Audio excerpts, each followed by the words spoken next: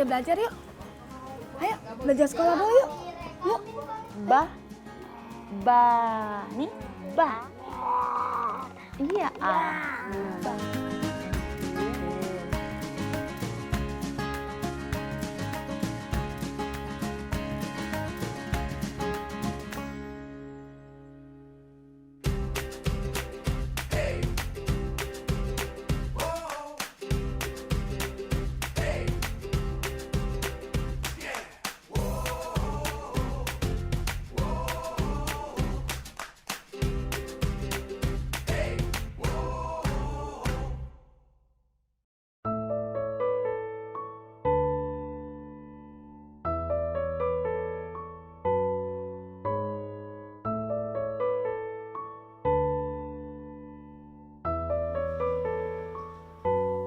Lama sudah tak pergi ke sekolah, mulai pagi sampai siang. Mata kami menatap layar komputer, handphone, atau laptop. Bukan untuk main, tapi belajar. tak hidup.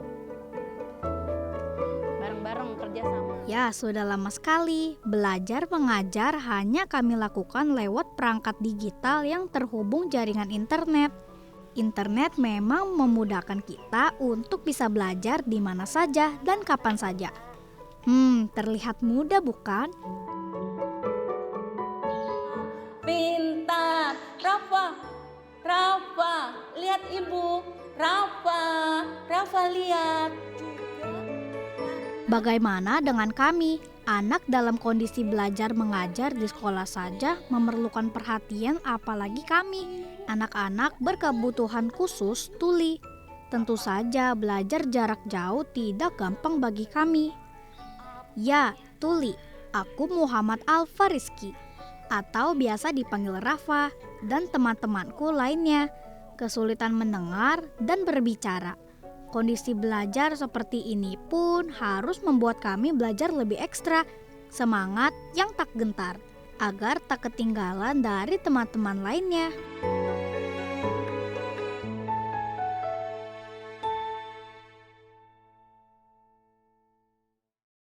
Kami akan belajar bersama-sama.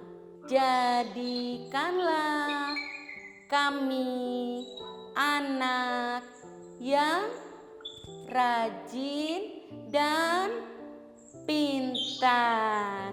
Amin.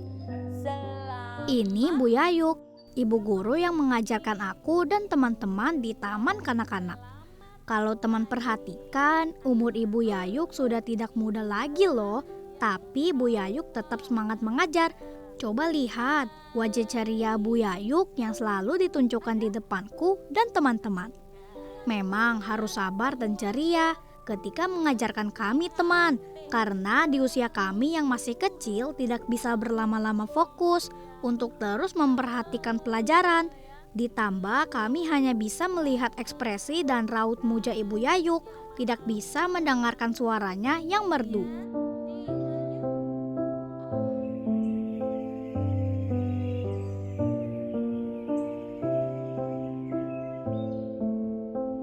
Kata orang dewasa, kita sedang mengalami masa susah karena pandemi. Tidak bisa keluar rumah sembarangan. Pantas saja orang tua kami sering melarang kami keluar, dan pantas saja kami harus belajar seperti sekarang. Tidak bisa lagi pergi ke sekolah memakai sepatu, baju berkera, dasi, dan topi. Bertemu langsung ibu bapak guru serta teman-teman di kelas. Rindu sekali rasanya pergi ke sekolah karena kami sudah bosan tinggal di rumah. Tapi kita harus menuruti peraturan pemerintah. Semua untuk kebaikan bersama, bukan? Untung saja kita masih bisa belajar walaupun belajar jarak jauh hanya lewat telepon genggam. Kedatangan bangsa.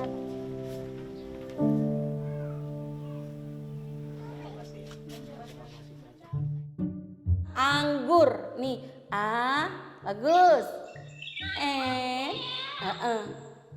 Setiap pagi pasti Ibu Yayuk akan menyiapkan bermacam-macam buah atau sayuran untuk kami belajar. Siapa yang bisa kupas pisang. Nih. Jadi Ibu sebelum ngajar itu membuat seperti RPP kecil. RPP kecil yang nantinya akan Ibu share sehari sebelum Ibu ngajar. Jadi orang tua itu nanti akan membaca dan menyiapkan pelajaran buat besok. Pisang ya. Teman-teman juga pasti pernah diminta ibu bapak guru untuk membawa contoh buah dan sayur atau makanan 4 sehat 5 sempurna di sekolah. Cara belajar kami berbeda dengan teman-teman lainnya yang tidak tuli. Kami tidak bisa mendengar dan berbicara, makanya kami belajar memakai bahasa isyarat. Ibu Yayuk yang mengajarkan kami sejak awal. Lihat, Mama lihat sini Mama. Bahasa isyarat itu bahasa yang digunakan dari gabungan gerakan tangan dan tubuh, juga ekspresi wajah. Coba lihat gerakan tangan kami dan bagaimana Ibu Yayuk membuka mulutnya lebar-lebar untuk mengajari bentuk huruf yang dibuat dari gerak mulut. Aisyah, Rafa. Contohnya P, I, S, A, N, G, pisang adalah salah satu buah yang aku suka. Perhatikan baik-baik teman bagaimana aku belajar menggunakan huruf dan bahasa isyaratnya. Kalau baru belajar memang tidak mudah, tapi aku dan teman-teman lainnya harus bisa menggunakan bahasa isyarat. Karena hanya dengan bahasa isyarat, aku bisa mengerti apa yang ibu guru sampaikan. Ibu dan bapak juga jadi belajar bahasa isyarat teman. Mau tak mau, mereka adalah orang pertama yang mendampingi kami belajar. Kalau mereka tidak mengerti bahasa isyarat, kami pasti akan lebih sulit belajarnya. Jadi tidak hanya kami yang belajar, orang tua kami juga ikut belajar bahasa kami. Tuh kan seperti yang aku bilang, kalau kami tidak bisa lama-lama fokus memperhatikan pelajaran. Ada rasa bosan, apalagi hanya menatap layar HP yang kecil. Baru beberapa menit saja pelajaran dimulai, tapi pikiran kami sudah berlarian ke sana kemari. Di saat seperti inilah Ibu Yayuk suka mengajak aku dan teman-teman untuk menari, supaya kami duduk kembali dan mau memperhatikan pelajaran sampai selesai. Jadi Ibu harus tahu mood yang satunya. Kadang mereka lari-lari gitu anak-anak, Ibu panggil. Atau supaya mereka merasa senang, kita nari dulu. Ibu joget-joget, anak-anak ikutan kupu-kupu yang lucu. Susah ya mengajar anak-anak TK seperti kami. Apalagi bukan hanya kesulitan mendengar dan berbicara, tapi kami juga kesulitan jaringan internet dan hanya pakai HP milik ibu yang ukurannya tidak terlalu besar. Kendalanya ya selain internet itu anak-anak kadang tidak mood. Karena kita kan hanya kecil ya, di HP kecil, terus mereka kan tidak mendengar, didampingin sama orang tua. Jadi orang tua anak-anak hebat mendampingi. Tapi memang hanya cara seperti inilah yang bisa kami perjuangkan demi tetap mendapat pendidikan di tengah pandemi saat ini. Ibu juga tidak jago menggunakan aplikasi ini itu, hanya bisa pakai WhatsApp. Hehehe, makanya Ibu Yayuk mengajak ibu dan bapak kami untuk memanfaatkan WhatsApp sebagai media pembelajaran. Setiap pelajaran yang akan dipelajari akan diberitahukan dulu oleh Bu Yayuk melalui pesan di grup chatting teman. Kami juga belajar lewat panggilan video dari WhatsApp. Sangat sederhana bukan? Enggak, ini buaya.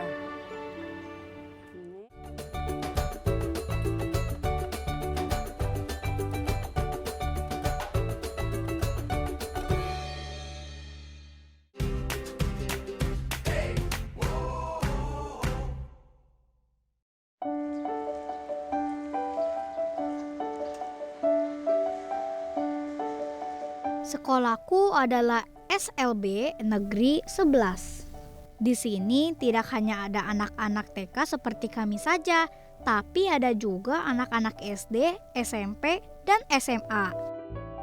Kata ibu, ketika usiaku menginjak 7 bulan setelah dilahirkan, aku tidak dapat mendengar dengan baik. Ini karena ibu sedang sakit ketika aku ada di dalam perutnya. Sejak usia 5 tahunlah ibu menyekolahkan aku di TK SLB, teman. Sekarang di sekolah sedang sepi. Tak terlihat tawa riang anak-anak di setiap sudut sekolah lagi. Hanya ada beberapa bapak, ibu guru yang bertugas piket sekolah.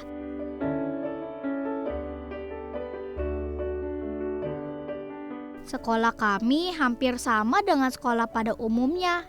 Hanya saja di sini hanya untuk anak-anak berkebutuhan khusus. Tersedia juga fasilitas tambahan bagi anak-anak yang menggunakan kursi roda atau yang tidak bisa melihat.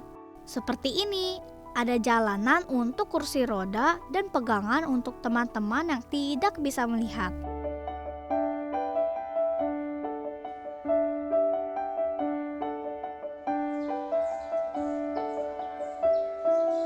Oh iya, hampir lupa.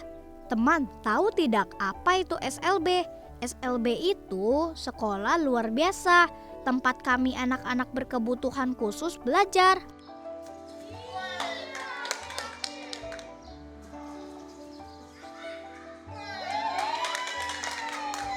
Hari ini masih di tengah pandemi corona, tapi ada beberapa kakak kelas SMP yang sedang berlatih ditemani bapak dan ibu guru untuk ikut kegiatan pekan olahraga sekolah anak berkebutuhan khusus. Nah, ini adalah salah satu cara untuk kami bisa mengembangkan bakat di bidang olahraga. Meskipun sekarang aku dan teman-teman lain sekolah dari rumah, tapi harus tetap semangat ya.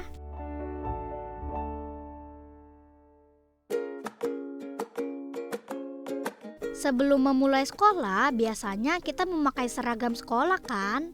Nah, sama juga ketika aku dan teman-teman akan memulai sekolah jarak jauh. Harus mengenakan seragam supaya rapi. Lihat, aku sudah bisa mengenakan seragam sekolahku sendiri loh teman. Meskipun belum rapi, tapi aku sudah satu langkah belajar mandiri.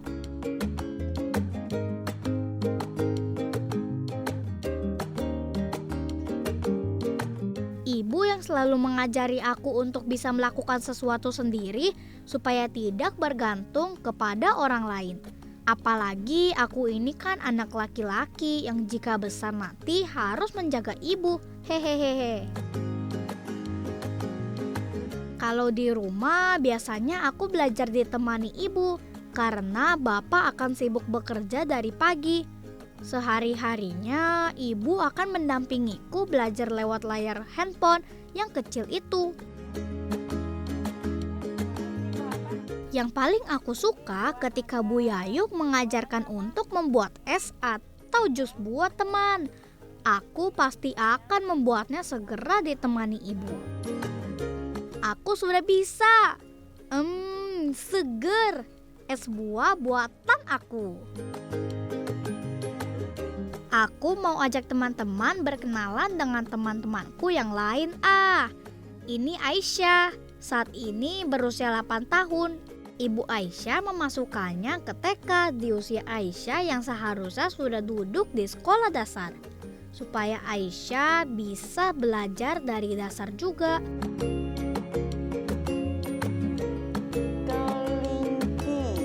Dari ibu gurunya sendiri, kita diberikan aplikasi iChat Mobile yang dimana kalau kita ingin belajar bahasa isyarat, misalkan seperti mengenal hewan, mengenal kata saya, angka, ataupun buah, itu kita tinggal klik di iChat Mobile itu. Jadi kita bisa belajar perlahan-lahan, sedikit-sedikit mengenai bahasa isyaratnya.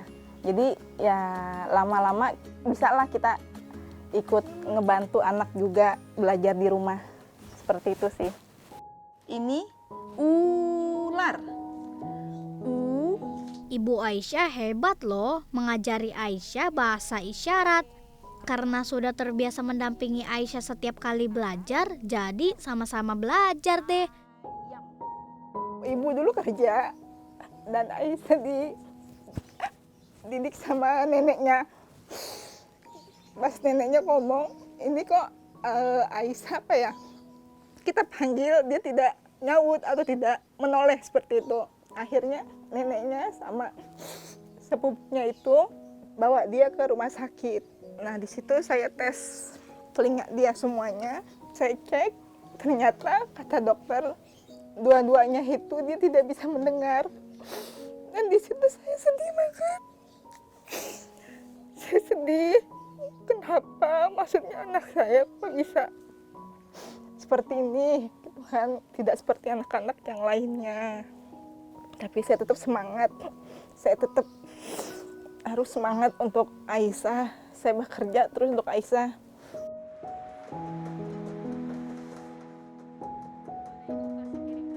Aisyah suka sekali membantu ibu membuat kue sehabis belajar.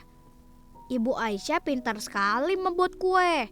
Aisyah jadi rajin membantu membungkus kue-kuenya setelah matang. Karena nanti pasti ibu akan kasih satu kue untuk Aisyah cicipi.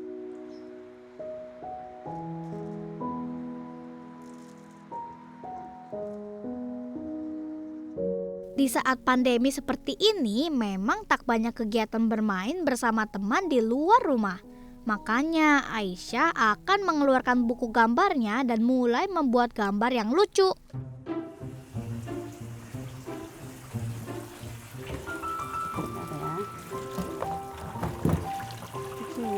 Kalau ini Raisya yang juga sering ditemani sang ibu saat belajar. Meski juga harus membantu bapak berjualan, Ibu Raisya selalu mengutamakan waktunya untuk mengajari Raisya, teman. Raisya adalah anak kedua dari 2 bersaudara. Tapi sekarang ini kakaknya Raisya tinggal dan sekolah di kampung. Jadi Raisya sendirian saja bersama ibu dan bapaknya. Di rumah yang sederhana inilah Raisya menghabiskan waktu untuk bermain dan belajar. Meskipun kesulitan mendengar, tapi Raisya bisa tertolong dengan alat bantu dengar.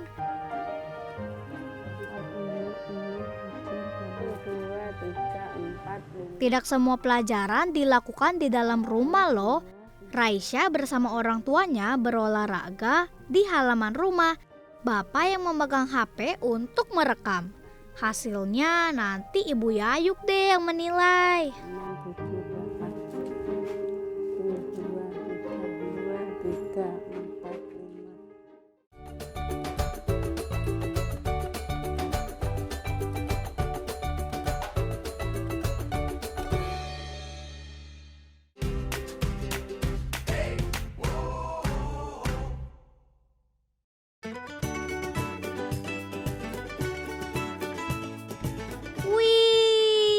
Meluncur dengan sepeda sangat mengasihkan.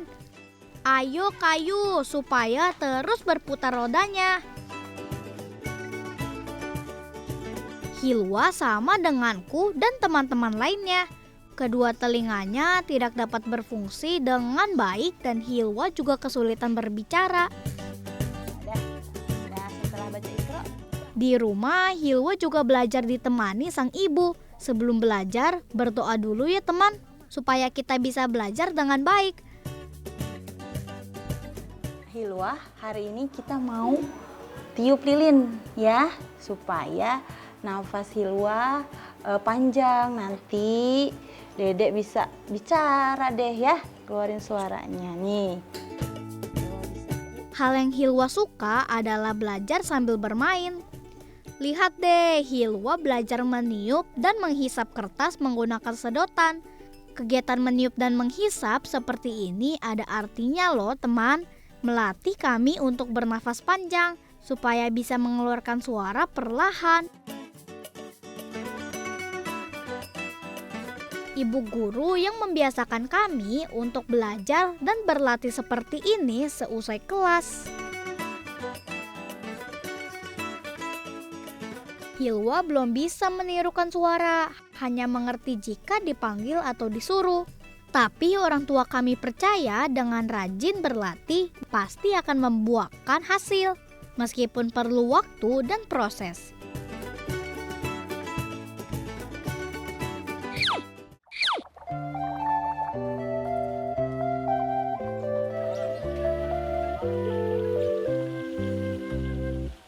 Teman, perkenalkan, ini ibunya Lala, salah satu temanku juga yang tidak bisa mendengar.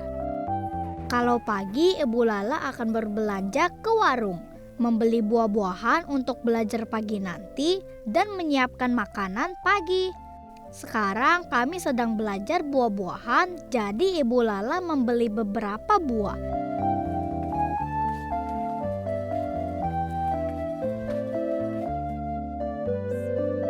Repotnya menjadi ibu, pergi berbelanja, mengurusi makan, membereskan rumah, dan mengajarkan kami belajar.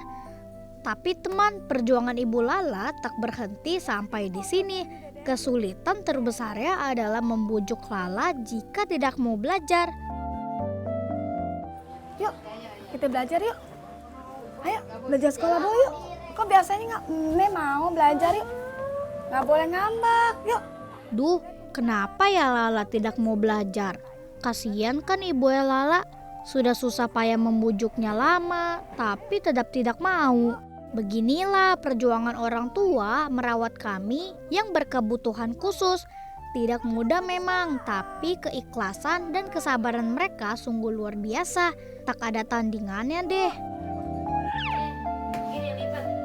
Karena kami kesulitan mendengar dan berbicara, kami jadi susah untuk menangkap apa yang disampaikan ibu deh.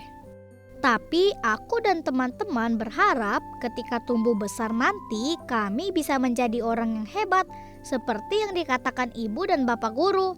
Dengan bersungguh-sungguh dan dukungan dari ibu bapak, kami pasti bisa meraih cita-cita sama seperti anak normal lainnya.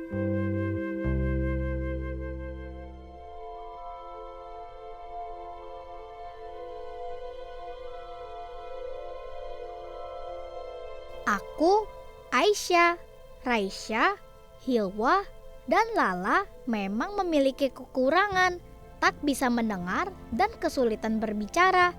Dunia kami sunyi. Dunia dia sepi, ini sepi, jadi kita isi seperti kertas kosong. Tapi kami tak gentar dan tak berputus asa, ingin tetap belajar. Betapa luar biasa perjuangan orang tua kami, terutama ibu. Membujuk kami supaya mau belajar adalah tantangan terbesar. Kami bisa karena kami telah terbiasa. Anak seperti kami hanya membutuhkan cinta, dukungan, dan pertolongan dari orang tua serta guru. Dengan begitu, kami tak akan gentar menghadapi kesulitan apapun saat kami belajar jarak jauh.